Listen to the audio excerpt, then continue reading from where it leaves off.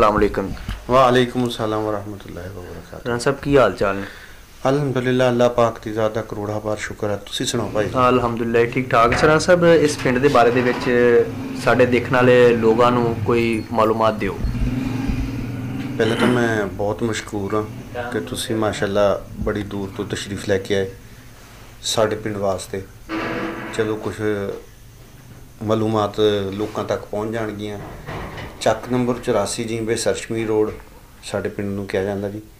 ਨਾਮ ਇਹਦਾ ਹੈਗਾ ਟਪਈ, ਜਿਹੜਾ ਨਾ ਨਕਸ਼ੇ ਦੇ ਮੁਤਾਬਕ ਪਾਰਟੀਸ਼ਨ ਤੋਂ ਪਹਿਲੇ ਇਹ ਟਪਈ ਹੀ ਸੀ।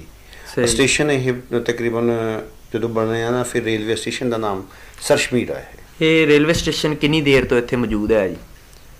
ਰੇਲਵੇ ਸਟੇਸ਼ਨ ਮੇਰੇ ਖਿਆਲ ਨਾਲ ਕੋਈ 70-71 ਦੇ ਵਿੱਚ ਇੱਥੇ ਤਮੀਰ ਹੋਇਆ ਸੀ। ਅੱਛਾ 70-71 ਦੇ ਵਿੱਚ ਹਾਂਜੀ ਹਾਂਜੀ ਰੇਲਵੇ ਸਟੇਸ਼ਨ ਤਮੀਰ। ਕਿਉਂਕਿ ਸਾਡੇ ਬਜ਼ੁਰਗ ਜਿਹੜੇ ਦੱਸਦੇ ਸੀ ਨਾ ਉਹਨਾਂ ਦੀ ਹੋਸ਼ ਦੇ ਵਿੱਚ ਇਹ ਰੇਲਵੇ ਸਟੇਸ਼ਨ ਇੱਥੇ ਬਣਿਆ ਸੀ। ਅੱਛਾ ਕੁਛ ਲੋਕਾਂ ਦੇ ਜ਼ਿਹਨ ਦੇ ਵਿੱਚ ਹਜੇ ਵੀ ਗੁਮਾਨ ਇਹ ਹੈ ਕਿ ਕੁਛ ਲੋਕ ਕਹਿ ਰਹੇ ਨੇ YouTube Facebook ਕੁਛ ਸੋਸ਼ਲ ਮੀਡੀਆ ਦੇ ਉੱਪਰ ਇੱਕ ਬਹੁਤ ਸਾਰਾ ਟ੍ਰੈਂਡ ਚੱਲ ਰਿਹਾ ਕਿ ਜਿਹੜਾ ਬਾਬਾ ਜੀ ਸਰਕਾਰ ਇੱਥੇ ਸੀਗੇ ਰੰਗ ਵਾਲੀ ਸਰਕਾਰ, ਇਹਨਾਂ ਦੇ ਕੁਛ ਕਰਮਾਤ ਦੇ ਵਜ੍ਹਾ ਦੇ ਨਾਲ ਇੱਥੇ ਸਟੇਸ਼ਨ ਬਣਿਆ। ਇਹਦੇ ਬਾਰੇ ਦੇ ਵਿੱਚ ਕੀ ਖਿਆਲ ਹੈ ਤੁਹਾਡਾ? ਰੇਲਵੇ ਸਟੇਸ਼ਨ ਇਹ ਵੈਸੇ ਬੇਸਿਕਲੀ ਜਿਹੜਾ ਹਿਸਟੋਰੀਕਲ ਪਿੰਡ ਆ ਇਹ, ਹਾਂਜੀ, ਇਹ ਆਪਣਾ ਮਿਰਜ਼ਾ ਸਾਹਿਬਾ ਲੋਕ ਦਾਸਤਾਨ ਤੁਸੀਂ ਸੁਣੀ ਹੋਣੀ? ਬਿਲਕੁਲ ਸੁਣੀ। ਮਿਰਜ਼ਾ ਸਾਹਿਬਾ ਸ਼ਮੀਰ ਖਾਨ ਉਹਦੇ ਭਾਈ ਦਾ ਨਾਮ ਸੀਗਾ। ਮਿਰਜ਼ਾ ਦੇ ਕਿ ਸਾਹਿਬਾ ਦੇ ਭਾਈ ਦਾ? ਸਾਹਿਬਾ ਦੇ ਭਾਈ ਦਾ। ਸਾਹਿਬਾ ਦੇ ਭਾਈ ਦਾ ਨਾਮ ਸ਼ਮੀਰ ਖਾਨ ਸੀ। ਉਹ ਅੰਗਰੇਜ਼ ਨੇ ਇਹ ਬੇਸਿਕਲੀ ਉਹਨਾਂ ਦੀ ਇਹ ਜਗੀਰ ਸੀ। ਇਹ ਸਾਰਾ ਇਲਾਕਾ ਜਿਹੜਾ ਨਾ ਉਹਨਾਂ ਦੀ ਜ਼ਮੀਨ ਸੀ। ਸਹੀ। ਉਹ ਅੰਗਰੇਜ਼ ਨੇ ਪ੍ਰੋਟੋਕੋਲ ਦੇ ਤੌਰ ਤੇ ਖਾਂਦੇ ਪੀਂਦੇ ਘਰ ਤੋਂ ਸੀ, ਬੜੇ ਜ਼ਿਮੀਂਦਾਰ ਸੀਗੇ। ਇਹ ਜ਼ਮੀਨਾਂ ਸਾਰੀਆਂ ਉਹਨਾਂ ਦੇ ਸੀ। ਉਹ ਘੋੜਿਆਂ ਤੇ ਆਉਂਦੇ ਹੁੰਦੇ ਸੀ ਆਪਣਾ ਝੰਗ ਤੋਂ ਲਾ ਕੇ ਇੱਧਰ ਤੱਕ। ਬਜ਼ੁਰਗ ਜਾਨੀ ਸਾਨੂੰ ਦੱਸਦੇ ਜਿਹੜੀ ਗੱਲ ਕਿ ਉਹ ਇੱਥੇ ਸਟੇਸ਼ਨ ਤੇ ਆਉਂਦੇ ਹੁੰਦੇ ਸੀ, ਇੱਧਰ ਦੀ ਆਉਂਦੇ ਹੁੰਦੇ ਸੀ। ਫਿਰ ਉਹਨਾਂ ਨੇ ਇੱਥੇ ਸਪੈਸ਼ਲੀ ਉਹਨਾਂ ਵਾਸਤੇ ਇਹ ਰੇਲਵੇ ਸਟੇਸ਼ਨ ਬਣਾ ਦਿੱਤਾ ਸੀ। ਸਹੀ। ਝੰਗ ਤੋਂ ਜਾਂ ਜਿੱਧਰੋਂ ਵੀ ਆਉਂਦੇ ਸੀ ਨਾ ਉਹ ਇੱਥੇ ਆ ਕੇ ਫਿਰ ਸਟੇਸ਼ਨ ਤੇ ਉਤਰਦੇ ਸੀ। ਨਾਲ 85 ਜੀਂਬੇ ਲੀੜਾ ਵਾ ਉੱਥੇ ਹਲੇ ਵੀ ਉਹ ਬੋਰਡ ਮੌਜੂਦ ਵਾ ਕਿ ਉੱਥੋਂ ਫਿਰ ਘੋੜੀਆਂ ਆਉਣੀਆਂ ਹੁੰਦੀਆਂ ਸੀ, ਉਹ ਲੈ ਕੇ ਇੱਧਰ ਜਾਂਦੇ ਹੁੰਦੇ ਸੀ। ਉੱਥੇ ਖੂਹ ਹੁੰਦਾ ਸੀ, ਉਹ ਖੂਹ ਤੇ ਉਹਨਾਂ ਨੇ ਕਿਆਮ ਕਰਨਾ, ਆਪਣੀਆਂ ਜ਼ਮੀਨਾਂ ਤੇ ਫਿਰਨਾ, ਫਿਰ ਕੇ ਉਹ ਚਲੇ ਜਾਣਾ। ਸਹੀ। ਬਾਬਾ ਜੀ ਰੰਗ ਵਾਲੀ ਸਰਕਾਰ ਦੇ ਤਕਰੀਬਨ ਬਾਅਦ 'ਚ ਆਏ ਆ। ਸਟੇਸ਼ਨ ਅਸੀਂ ਉਹਨਾਂ ਦੇ ਨਾਲ ਮਨਸੂਬ ਨਹੀਂ ਕਰ ਸਕਦੇ। ਸਹੀ। ਲੇਕਿਨ ਇਹ ਹੈ ਕਿ ਫਿਰ ਬਾਅਦ 'ਚ ਇਸਤੇਮਾਲ ਹੋਣ ਲੱਗ ਪਿਆ ਜਦੋਂ ਬਾਬਾ ਇੱਥੇ ਆ ਗਿਆ। ਫਿਰ ਜ਼ਾਇਰੀਨ ਦੇ ਆਉਣ ਵਾਸਤੇ ਜਾਣ ਵਾਸਤੇ ਜ਼ਿਆਦਾਤਰ ਇਸਤੇਮਾਲ ਹੋਣ ਲੱਗ ਪਿਆ ਜੀ ਇਹ। ਅੱਛਾ ਜੀ। ਹੋਰ ਇਸ ਤੇ ਰੇਲਵੇ ਸਟੇਸ਼ਨ ਦਾ ਇਹਦੇ ਨਾਲ ਕੋਈ ਤਲਕ ਨਹੀਂ ਸੀ ਹੈ। ਬਾਬਾ ਜੀ ਬਾਅਦ 'ਚ ਆਏ ਆ ਇੱਥੇ। ਬਾਬਾ ਜੀ ਵੀ ਇੱਕ ਮਜਜ਼ੂਬ ਸੀ ਜੀ। ਸਹੀ। ਅਸੀਂ ਇਹ ਨਹੀਂ ਕਹਾਂਗੇ ਕਿ ਉਹ ਇੱਕ ਪੀਰ ਸੀ ਜਾਂ ਕੀ ਸੀ, ਉਹ ਇੱਕ ਮਜਜ਼ੂਬ ਸੀ, ਸਾਈਂ ਲੋਕ ਸੀਗਾ। ਸਹੀ। ਬਸ ਆਪਣੇ ਆਪ ਦੇ ਵਿੱਚ ਆਪਣੀ ਮਸਤੀ 'ਚ ਰਹਿੰਦਾ ਸੀ, ਆਪਣੀ ਮਰਜ਼ੀ ਦੇ ਨਾਲ ਪਿੰਡ 'ਚ ਤੁਰਿਆ ਫਿਰਦਾ ਸੀ, ਆਲੇ ਦੁਆਲੇ ਤੁਰਿਆ ਫਿਰਦਾ ਸੀ। ਜਿੱਧਰ ਵੀ ਮੰਨਣੇ ਵਾਲੇ ਬਹੁਤ ਸਾਰੇ ਮੰਨਦੇ ਸੀਗੇ।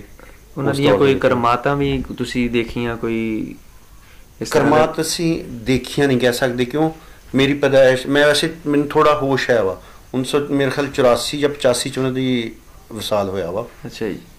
ਸਾਨੂੰ ਥੋੜਾ ਹੋਸ਼ ਆ, ਅਸੀਂ ਛੋਟੇ ਸੀਗੇ, ਅਸੀਂ ਦੇਖੀਆਂ ਤਾਂ ਨਹੀਂ ਲੇਕਿਨ ਬਜ਼ੁਰਗਾਂ ਕੋਲ ਸੁਣੀਆਂ ਹੋਈਆਂ ਵਾ। ਅੱਛਾ ਜੀ। ਕਿ ਅਵਲ ਤਾਂ ਵੈਸੇ ਨਹੀਂ ਸੀ, ਕਿਸੇ ਨੂੰ ਕਹਿੰਦੇ ਹੀ ਨਹੀਂ ਸੀ ਹੁੰਦੇ ਲੋਕ ਦੁਨੀਆ ਮਗਰ ਕੋਈ ਦੁਆ ਕਰ ਦਿਓ, ਕੋਈ ਇਹ ਕਰ ਦਿਓ, ਉਹ ਕਰ ਦਿਓ, ਲੇਕਿਨ ਉਹ ਨਹੀਂ ਸੀ ਕਿਸੇ ਦੀ ਗੱਲ ਮੰਨਦੇ ਹੁੰਦੇ। ਆਪਣੀ ਮਰਜ਼ੀ ਦੇ ਨਾਲ ਕਿਸੇ ਨੂੰ ਕੋਈ ਦੁਆ ਦੇ ਦੇਣੀ। ਸਾਡੀ ਦਾਦੀ ਵਾਲਦ ਸਾਹਿਬ ਸਾਡੇ ਦੱਸਦੇ ਹੁੰਦੇ ਸੀ ਕਿ ਉਹ ਅਗਰ ਉਹ ਤੁਰੇ ਫਿਰਦੇ ਹੁੰਦੇ ਸੀ ਪਿੰਡ ਦੇ ਵਿੱਚ, ਸਫਾਈ ਕਰਦੇ ਫਿਰਦੇ ਹੁੰਦੇ ਸੀ, ਨਾਲੀਆਂ ਸਾਫ਼ ਕਰਦੇ ਫਿਰਦੇ, ਲੇਕਿਨ ਇਹ ਹੈ ਕਿ ਖਾਣਾ ਪੀਣਾ ਕੁਛ ਨਹੀਂ ਕਿਸੇ ਕੋਲੋਂ, ਜੇ ਦਿਲ ਕੀਤਾ ਤੇ ਤੁਹਾਡੇ ਕੋਲੋਂ ਲੈ ਕੇ ਖਾ ਲੈਣਾ, ਜੇ ਦਿਲ ਕੀਤਾ ਤੇ ਨਹੀਂ। ਸਾਈਂ ਲੋਕ ਸੀ। ਹਾਂਜੀ ਬਿਲਕੁਲ ਸਾਈਂ ਲੋਕ ਸੀਗੇ। ਇਹ ਜੇਠ ਹਾੜ ਦੇ ਵਿੱਚ ਸਾਡੇ ਨਾਲ ਉਹ ਕਬਰਸਤਾਨ ਦੇ ਸੂਆ ਚੱਲਦਾ, ਹਾਂਜੀ, ਨਹਿਰ ਤੋੜ ਦਿੰਦੇ ਹੁੰਦੇ ਸੀ। ਸਹੀ। ਸੂਆ ਜਿਹੜਾ ਨਾ ਤੋੜ ਦੇਣਾ। ਪਰ ਕਹਿਣਾ ਇਹ ਕਿ ਜਦੋਂ ਲੋਕਾਂ ਨੇ ਜਾਂ ਪਰਚਾ ਦੇ ਆਉਣਾ, ਅਗਲੇ ਪਿੰਡਾਂ ਵਾਲਿਆਂ ਨੇ ਕੋਈ ਦਰਖਾਸਤ ਦੇ ਦੇਣੀ, ਬਾਬੇ ਨੇ ਸੂਆ ਤੋੜ ਦਿੱਤਾ, ਉਹ ਫਿਰ ਬਾਬੇ ਨੇ ਕਹਿਣਾ ਯਾਰ ਇਹ ਪਾਣੀ ਮੰਗਦੇ, ਤੁਸੀਂ ਪਾਣੀ ਪੀਂਦੇ, ਇਹ ਨਹੀਂ ਪਾਣੀ ਪੀਣਾ, ਇਹ ਪਾਣੀ ਮੰਗਦੇ ਆ, ਮੈਂ ਇਸ ਕਰਕੇ ਤੋੜਿਆ ਵਾ। ਅੱਛਾ। ਉਹ ਫਿਰ ਕਾਫੀ ਹਰ ਸਾਲ ਹੀ ਤਕਰੀਬਨ ਤੋੜ ਦੇਣਾ। ਜਦੋਂ ਪਿੰਡ ਤੱਕ ਪਾਣੀ ਪਹੁੰਚ ਜਾਣਾ, ਇਹ ਉਹ ਬਜ਼ੁਰਗ ਦੱਸਦੇ ਹੁੰਦੇ ਸੀ, ਫਿਰ ਉਹ ਬਾਬੇ ਦੀ ਮਿੰਨਤਾਂ ਤਰਲਾ ਕਰਨਾ ਵੀ ਇਹਨੂੰ ਬੰਦ ਕਰ ਲੈਣ ਦਿਓ। ਫਿਰ ਮਹਿਕਮੇ ਨੇ ਵੀ ਆ ਜਾਣਾ।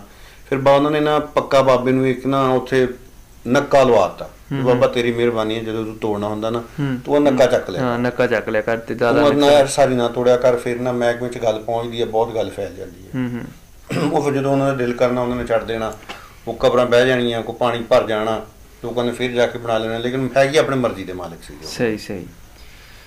ਸਰਸ਼ਮੀਰ ਪਿੰਡ ਦੇ ਵਿੱਚ ਉਹ ਹੈ ਸੀ, ਕਾਫੀ ਦੇਰ ਤੋਂ ਆਏ ਸੀ। ਇਸੇ ਤਰ੍ਹਾਂ ਹੀ ਉਹ ਉਹਨਾਂ ਦੇ ਪੀਰ ਜਿਹੜੇ ਸੀਗੇ ਬਾਬਾ ਰੰਗ ਵਾਲੀ ਸਰਕਾਰ ਦੇ ਮਹਿੰਦੀ ਸ਼ਾਹ, ਉਹਨਾਂ ਦੀ ਬੇਟੀ ਇੱਥੇ ਸਾਡੇ ਪਿੰਡ ਸਈਦਾਂ ਦੇ ਵਿਆਹੀ ਆਈ ਸੀ।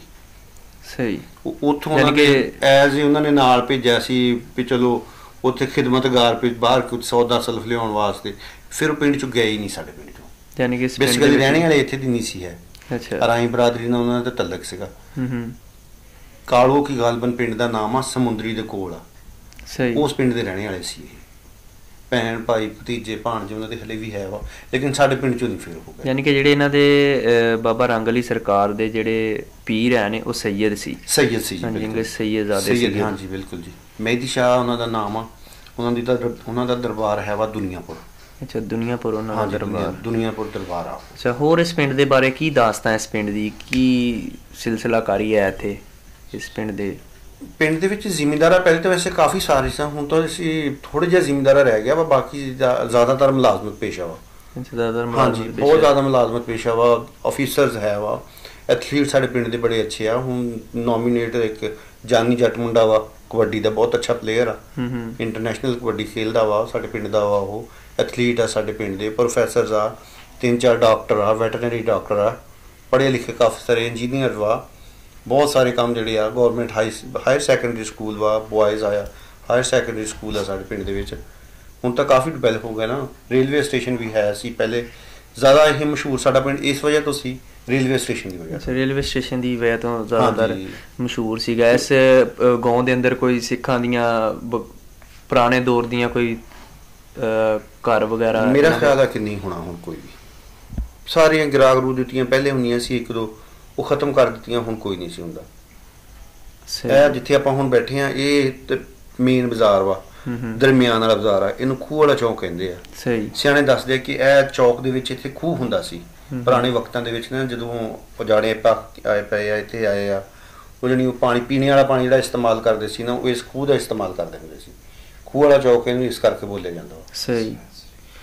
ਫਿਲਹਾਲ ਇੱਥੇ ਇੱਕ ਲੰਬੜਦਾਰੀ ਆ ਸਾਡੀ, ਅਮੀਰ ਲੰਬੜਦਾਰ ਆ, ਰਾਈ ਬਰਾਦਰੀ ਤੋਂ, ਬਹੁਤ ਅੱਛੇ ਬੰਦੇ ਆ ਉਹ। ਜਾਨ ਕਿ ਇਸ ਪਿੰਡ ਦਾ ਇੱਕੋ ਹੀ ਨੰਬਰਦਾਰ ਹੈ? ਇੱਕ ਨੰਬਰਦਾਰ ਆ ਜੀ ਫਿਲਹਾਲ।